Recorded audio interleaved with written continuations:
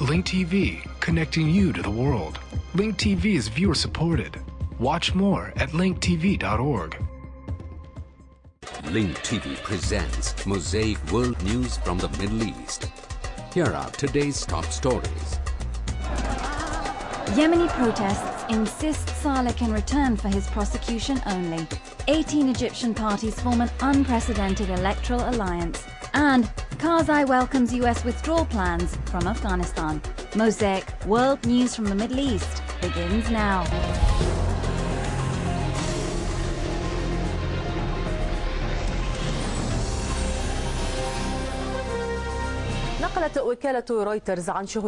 Reuters news agency quoted eyewitnesses saying that hundreds of residents of the Syrian village of Hirbet al-Jos, near the Turkish border, fled to the Turkish territory to escape the Syrian army's operations. Reuters also reported that Syrian forces stormed the village of Maragash, north of Aleppo, near the Turkish border, amid indiscriminate gunfire that prompted a number of villagers to flee. Meanwhile, the Syrian opposition has called for a nationwide general strike to be held today. A number of Syrian cities witnessed nightly protests demanding the downfall of the regime. Demonstrations are also expected to be organized tomorrow on what was named the Friday of the Fall of Legitimacy.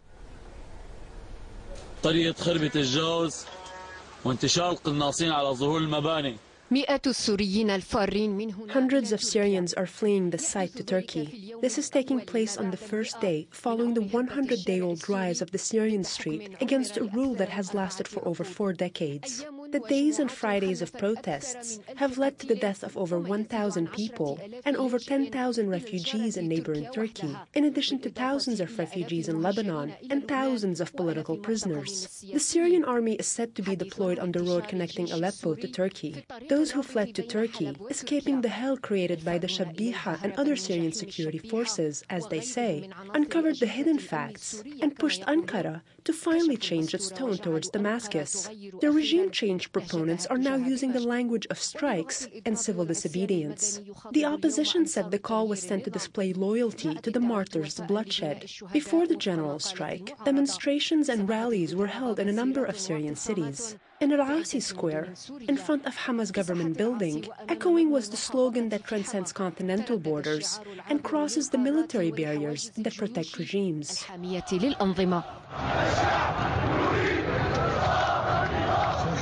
These days, any time of the day or night is suitable to protest and express solidarity with every village and town that wants change within the spring of change.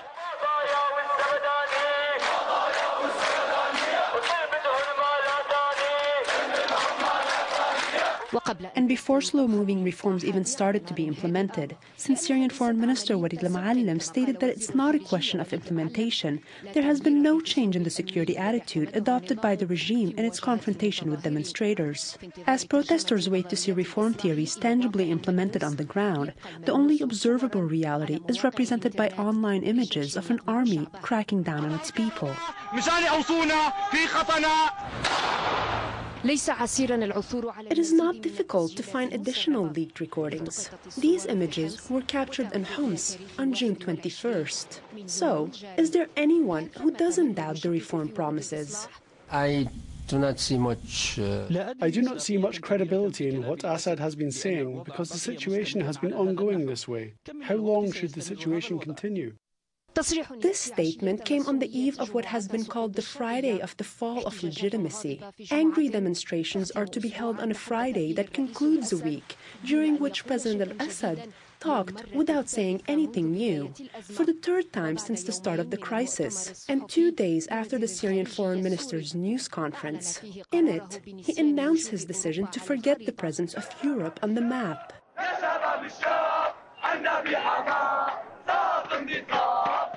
Tomorrow, it is expected for the demonstrators to remind Walid al-Muallim and the regime's figureheads that they will not forget Hamza al-Khatib and every Syrian whose blood was shed when they demanded to change Syria's political roadmap.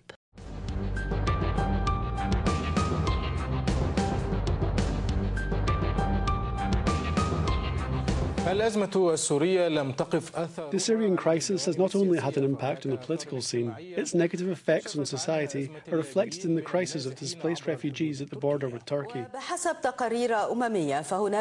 According to a UN report, nearly 11,000 Syrian refugees, mostly women and children, have crossed the Turkish border and are facing a severe shortage of water and food. The acts of violence, killing, and destruction have displaced these people. The desire for freedom brought them together. The Syrian refugees on the Turkish border found none other than their Turkish neighbor to shelter them from what they have witnessed in their country. Here, among nearly 11,000 Syrian refugees, stories vary about what is happening on the Syrian side of the border. In the end, their stories are nothing more than hearsay in light of the Syrian regime's ban on the media from entering the cities inflamed with protests. A Turkish truck driver returning from Syria described what he saw during his trip to the country. We saw their military officers opening fire on people. They opened fire on them from artilleries and tanks. We also saw civilians responding by opening fire at the soldiers. We drove with our headlights off for about 15 kilometers and only turned the headlights on for a very brief moment, during which we saw many corpses of soldiers and civilians tossed by the roadside. These stories are almost like war movies. There are also other stories saying that Syrian cities have become military bases. They were setting fire to the cars and shutting down roads. We couldn't tell whether they were soldiers or civilians. Everyone at the Syrian-Turkish border is living in a difficult situation, regardless of which side of the border they are on. However, every experience of pain and hardship brings the same amount of renewed hope in the hearts of these people. They hope to return to a new and free Syria.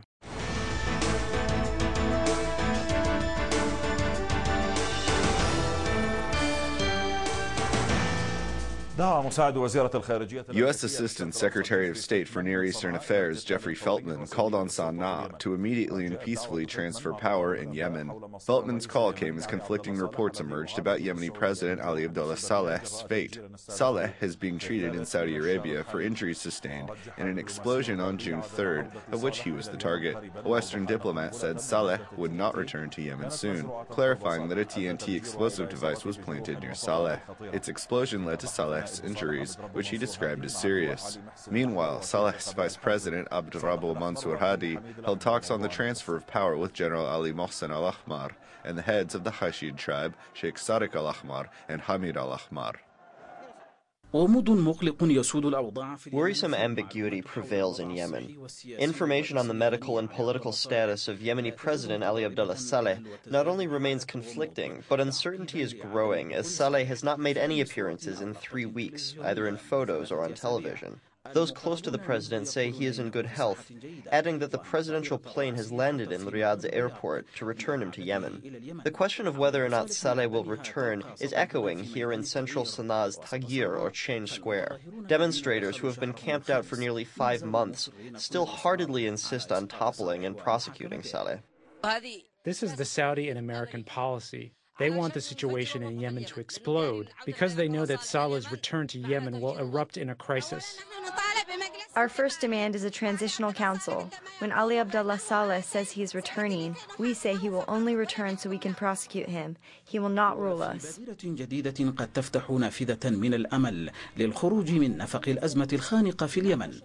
In a new initiative that could bring some hope of ending the suffocating crisis in Yemen, Vice President Abdurrabo Mansour Hadi met with the Secretary General of the National Dialogue Committee, Sheikh Sadiq al-Ahmar, and defected General Ali Mohsen al-Ahmar. In an interview with the Financial Times newspaper following the talks, al-Ahmar said he expects Yemenis to find a solution to the crisis and that a political solution will end the months of protest and crises.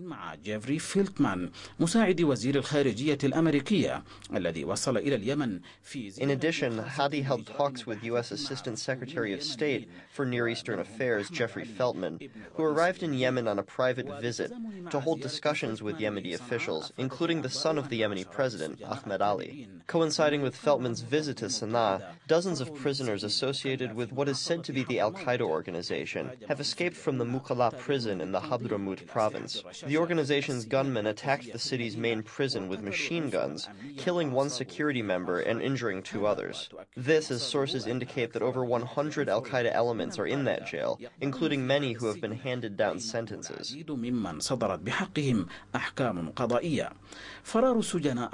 Al-Qaeda prisoners' jailbreak in Mukalla coincides with Feltman's arrival and heightens doubts about the years-long Yemeni government's role in using the case of terrorist groups for political reasons.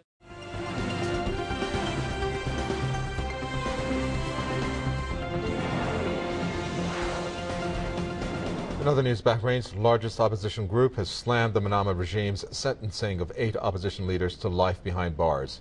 The Islamic National Accord, also known as Al-Wafaq, says that the sentences handed down on Wednesday contradict the regime's call for dialogue. On Wednesday, a special court in Bahrain sentenced 8 people to life imprisonment. They were among 21 activists tried, some in absentia, at a special court. Others received sentences of up to 15 years behind bars. Authorities accuse the defendants of planning to overthrow the Saudi-backed regime. Meanwhile, new pictures have emerged showing the Saudi-backed regime's continued crackdown on the Sheikhdom opposition protesters.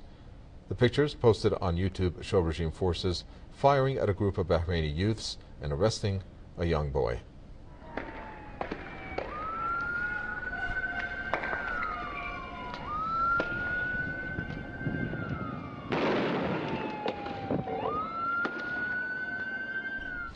Britain says its war in Libya will cost the taxpayers at least $415 million. This after the British government announced in March that the cost would only run into the tens of millions. Britain's Royal Air Force, Typhoon and Tornado aircraft have conducted hundreds of bombing missions over Libya since March. Some experts predict that the cost of the war in Libya could rise to $1.5 billion if military operations drag on throughout the year. Britain's Treasury says it will meet the cost from its reserves rather than normal budgets.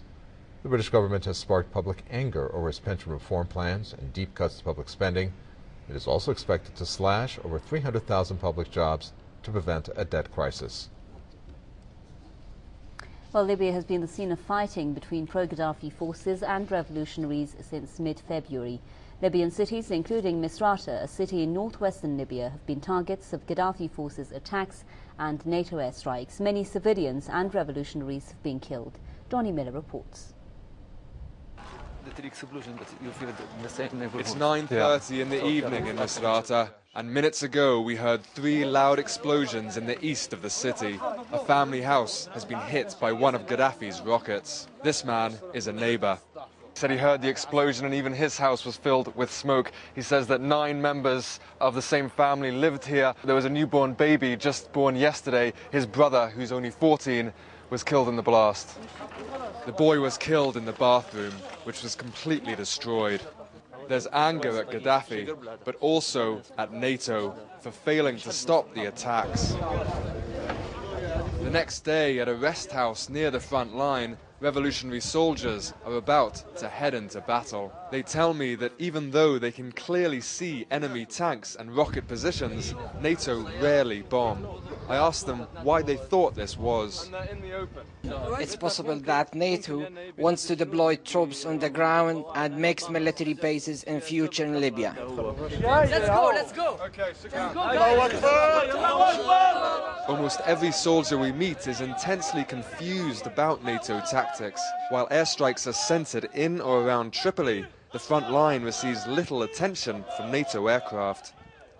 For days now, journalists haven't been allowed close to the front line. Fears that they've been getting in the way. We've been able to wangle ourselves a pass there. We've got a meeting with the commander, Abdul Salim, just near the front line. Every day, Gaddafi's forces shell revolutionary positions and try to advance with tanks and troops.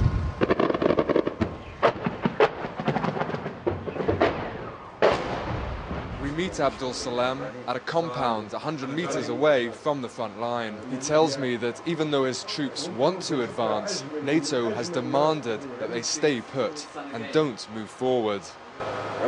I was told that NATO will clean up the area with Apaches before we advance. I put to him that NATO rarely bombed the front line at all. We gave NATO the positions, but NATO replied that we cannot attack these positions because I think Gaddafi forces wear civilian clothes and use children and women as shields. A stalemate has developed around Misrata, and until NATO changes its tactics, it looks set to continue. Meanwhile, at a field hospital near the front line, soldiers continue to die every day.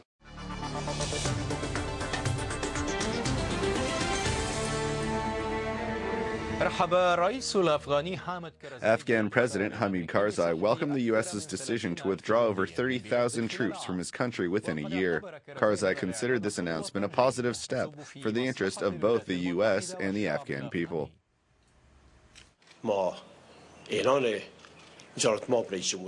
I welcome the U.S. President's announcement to withdraw 10,000 soldiers this year and withdraw 33,000 by the middle of next year. This is a good step for the interest of the U.S. and the Afghan people.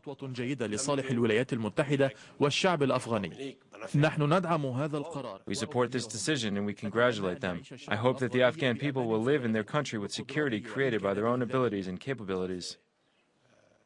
هذا وكان الرئيس الأمريكي باراك أوباما أعلن خطة لخفض عدد القوات الأمريكية. U.S. President Barack Obama announced a plan to reduce the number of U.S. troops in Afghanistan by 10,000 soldiers by the end of the year. The total number of U.S. troops planned to be removed is 33,000 soldiers by September 2012. President Barack Obama believes that the U.S. military reinforcement that his administration began in Afghanistan 8 months ago has successfully achieved its goals, and the time has come to begin reducing the U.S. military's presence in Afghanistan. In Afghanistan, we've inflicted serious losses on the Taliban. In Afghanistan, we've inflicted serious losses on the Taliban and taken a number of its strongholds. Along with our surge, our allies also increased their commitments, which helped stabilize more of the country. Afghan security forces have grown by over 100,000 troops, and in some provinces and municipalities, we have already begun to transition responsibility for security to the Afghan people. On the other hand, the plan comes within the framework of President Obama delivering on his electoral promises to Americans, which included eliminating al-Qaeda's leader, Osama bin Laden, and decreasing the danger that al-Qaeda creates for U.S. homeland security. Al-Qaeda is under more pressure than at any time. Al-Qaeda is under more pressure than at any time since 9/11. Together with the Pakistanis, we have taken out more than half of Al-Qaeda's leadership. And thanks to our intelligence professionals and special forces, we killed Osama bin Laden, the only leader that Al-Qaeda had ever known. This was a victory for all who have served since 9/11. The withdrawal announcement comes at a time when several U.S. lawmakers see numerous missions that the U.S. troops should accomplish in Afghanistan and believe that President Obama is being too hasty in reducing the number of troops there. This date never should have been set to start with. It was done for political reasons, with no recommendation from any of our military leaders, but I hope that it's modest. And I believe that one more fighting season, and we can get this thing pretty well wrapped up. The soldiers say that the U.S. forces in Afghanistan are fighting in an environment where it is difficult to learn the rugged terrain and their enemy's combat methods. We're driving along the road and they hit us. We are driving along the road and they hit us, and we try to resist. We suffered a big loss. We are attacked by an enemy who we can't see, but who can see us. They inflict large losses on us. This is a difficult war to be engaged in. He sees you for a second. On this memorial is a list of names of American soldiers killed in Vietnam. There will be memorials for those killed in the Afghan War, which some soldiers say is a difficult war. About 68,000 American soldiers will remain there fighting the war until the beginning of 2014, the scheduled date for NATO forces to end their mission. The US is hoping that by that date it will have achieved its strategic goals in Afghanistan and its troops will start withdrawing, so that it won't be forced to maintain any major US military presence in the country. Lukman Ahmed, BBC, Washington.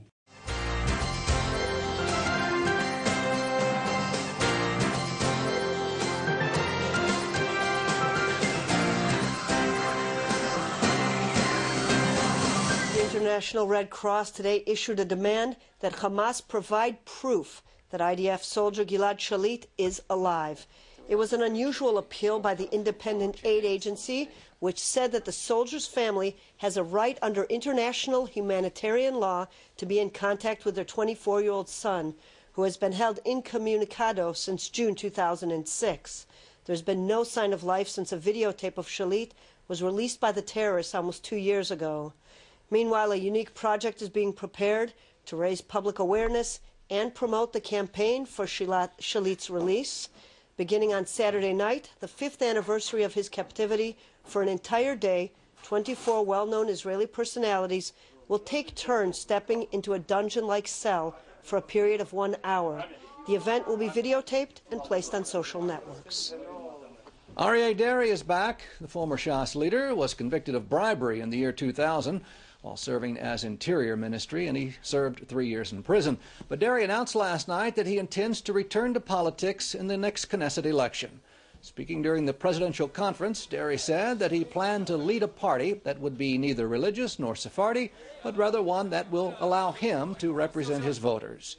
He declined to say whether he expects to replace current Shas leader Eli Yishai. Polls are saying that a party led by Deri would win about 7 seats.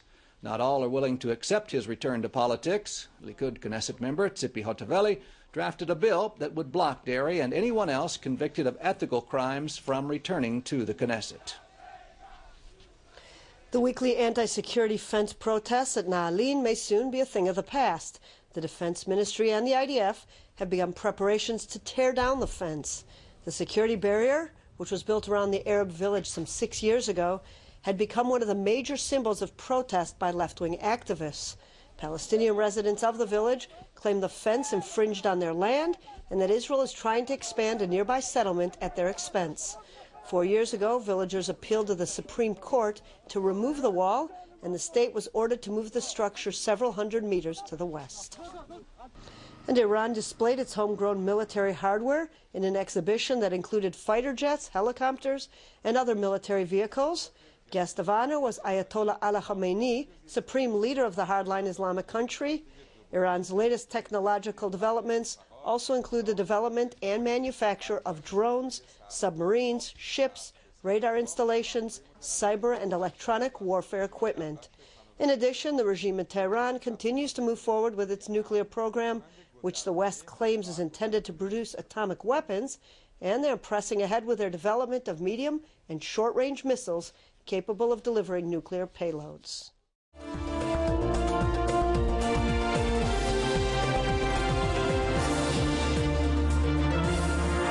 قضت محكمة أمن الدولة العليا في مصر بالسجن المؤبد لرجل الأعمال المصري طارق. Egypt's Supreme State Security Court has sentenced Egyptian businessman Tariq Abdel-Razak Hussein and 2 Israelis to life in prison for spying for Israel. According to court documents, Israel established a fictitious business name for the Egyptian spy in China as a cover-up. The 2 Israeli agents, who were sentenced in absentia, were identified by the court as Aidi Moshe and Joseph Dimar. The defendants are intelligence officers working for the Israeli Mossad.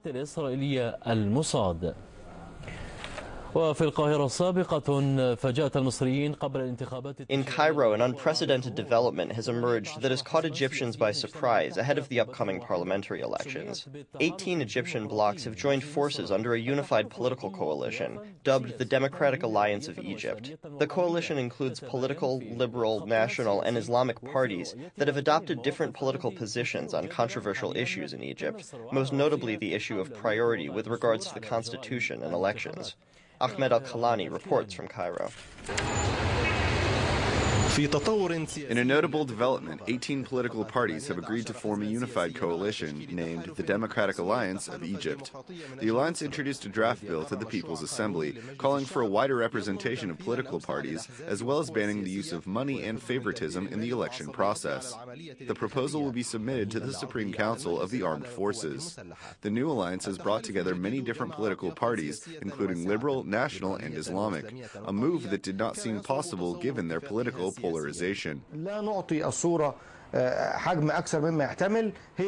They are merely dialogues between the Muslim Brotherhood, WAFD, the Unionists, the GAD, the Naziri, the Wasat and the Justice parties. It's not an alliance yet. What's bringing them together is a special interest, nothing more. Once a conflict of interest arises, this coalition will collapse. During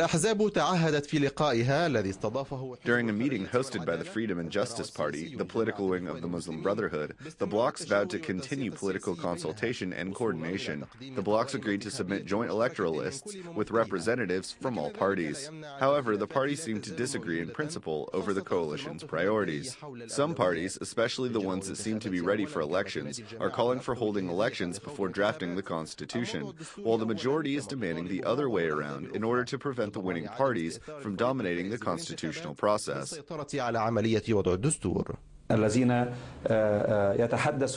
They are trying to delay the elections, citing the Constitution first. I don't understand it. This will put everything in this country on hold. There will be no Constitution, no parliament, and no elected government. We will continue to live in this dark cycle without proper monitoring. There's no one monitoring our affairs. What is the government, both its interior and foreign branches, doing about that?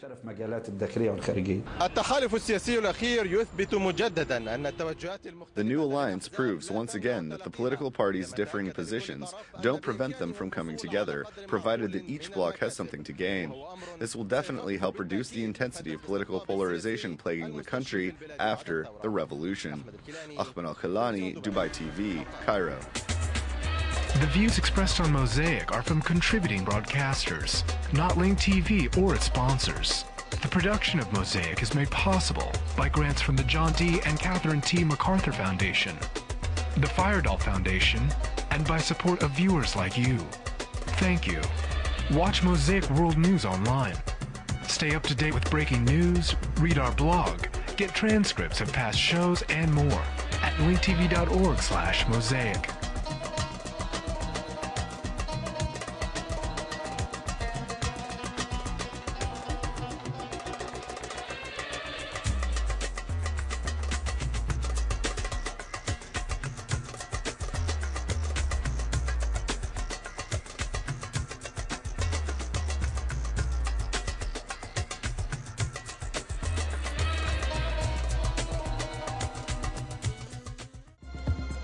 This program is brought to you by Link TV for educational and non-commercial use only. Link TV is the only U.S. network dedicated to global and national news, uncompromising documentaries, and diverse cultural programs. Programs which connect you to the world.